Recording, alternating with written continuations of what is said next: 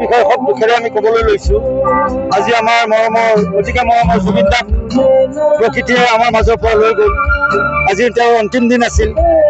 আজি তেওঁক শ্মশানত খোৱালে, শ্মশানৰ পৰা প্ৰকৃতিয়ে তেওঁক ধোঁৱা কৰি বতাহ কৰি উৰাই লৈ গ'ল। আমি একো কৰিব নোৱাৰিলোঁ, তেওঁক ৰাখিব নোৱাৰিলোঁ।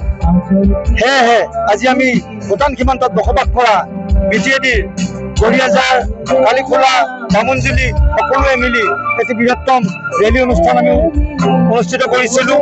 লগতে জুবিনৰ দুখ ভৰা আৰু সুৰ ভৰা গীতেৰে আমি এই অনুষ্ঠানটো আজি ইয়াতে উদযাপন কৰিবলৈ লৈছোঁ। ইয়াত আমি শ্ৰদ্ধাঞ্জলি অনুষ্ঠান কৰিছোঁ। হেজাৰ হেজাৰ আই মাতৃসকলে ইয়াতে আহিছে, হেজাৰ হেজাৰ পুৰুষ বুঢ়া ইয়াতে আহিছে আৰু ৰেলীটো কমেও 300 পৰা 350 মানুহ আমাৰ লগত সং দিছে। আমি পুৰা আধা বিটিয়েদি আমি ৰেলী কৰিছোঁ বুলি ক'লে ভুল নহ'ব। কোনে কেয়াৰ নকৰিব? জুবিন দা আমাৰ প্ৰত্যেকৰ কলিজাত থকা ব্যক্তি, তেওঁক কিয় নকৰিব? জুবিন দাৰ নিচিনা এজন ব্যক্তিক তেনেকে এৰা ধৰা কৰিব নালাগিছিলে আৰু তেওঁৰ লগত যোৱা ব্যক্তিসকলে এৰা ধৰাৰ কাৰণে আজি জুবিন দাক আমি হেৰুৱাব লগা হৈছে। গতিকে যিসকল ব্যক্তি তেওঁলোকৰ লগত আছিলে তেওঁলোকৰ ওপৰত সম্পূৰ্ণ তদন্ত হ'ব লাগে আৰু মূল কাৰণটো কি কাৰণত তেওঁক নেগলেক্ট কৰিলে, তেওঁক এভইড কৰি তেওঁলোকে তেওঁক মৰাৰ পথৰে ঠেলি দিলে, সেই বিষয়ে আমি জানিব পাৰিলেহে আমি মনত শান্তি পাম। কান্দোন হ'বই, এই কান্দোন কমেও এমাহ দুমাহলৈ থাকিব। কোনো পাহৰিব নোৱাৰে জুবিন দাক, কাৰণ জুবিন দাৰ ৰাতিপুৱাৰ পৰা সন্ধিয়ালৈ যিকোনো সময়তে যিকোনো জেগাতেই জুবিন দাৰ এটা হ'লে গান কাণত পৰে। প্ৰত্যেকজন ব্যক্তিৰ যেতিয়া জুবিন দাৰ গীত কাণত পৰিব, তেওঁ যদি সঁচাই মানুহ হয় কলিজা ফাটি যাব বা কলিজা কঁপি উঠিব। গতিকে জুবিন দাক কেতিয়াও কোনেও পাহৰিব নোৱাৰে। আমাৰ এটি অনুৰোধে ভূটান সীমান্তত বসবাস কৰি থকা আমাৰ ব্যক্তিসকলৰ তৰফৰ পৰা মই কৈছোঁ যে অসম চৰকাৰে জুবিনৰ স্মৃতি আৰু জুবিনৰ জীয়াই ৰখাৰ এটা সুব্যৱস্থা কৰিব লাগে। আৰু বিভিন্নজনে কৈছে, আমিও এইটোৱে কম, জুবিনৰ এটি বৃহত্তম ষ্টেচু মূৰ্তিৰ ব্যৱস্থা কৰিব লাগে, যেন গোটেই অসমবাসীয়ে জুবিনক দিনে ৰাতিয়ে সমানে দেখা পাই থাকে। আৰু লগতে আজিৰ পৰা আগন্তুক দিনলৈকে যিমান মানুহ পৃথিৱীত আহিব, আমাৰ অসমত আহিব, সকলোৱে যেন জুবিন দা যে কি সেই কথাটো যেন তেওঁলোকে গম পায়। জুবিন গাৰ্গ ভাষা নাই ক'বৰ কাৰণে, কি ক'ম, হৃদয় কঁপি উঠে। আমি কেতিয়াও আশা কৰা নাছিলো যে ইমান এটা কম বয়সত জুবিন দা আমাক এৰি থৈ গুচি যাব।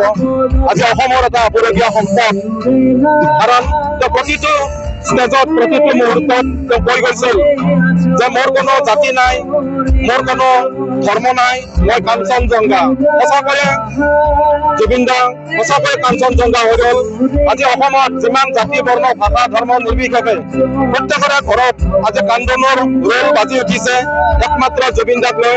আৰু মই চৰকাৰক এটা বিশেষ অনুৰোধ জনাওঁ যে জুবিন দাৰ যিটো পৰিকল্পিত মৃত্যু, এই পৰিকল্পিত মৃত্যুক চৰকাৰে যাতে অতি কম সময়ৰ ভিতৰত তদন্ত কৰে, আৰু নতুবা যদি চৰকাৰে ইয়াক যদি বাদ দি ৰাখে তেনেহ'লে আমাৰ যিমান জনসংখ্যা আছে, আমি এটা জাতি বৰ্ণ ধৰ্ম একো নিবিচাৰো, আমি প্ৰত্যেকেই জুবিন দাৰ যিটো মৃত্যুৰ পৰিকল্পিত আমি নিশ্চয় ওলাম অসমৰ ৰাইজে।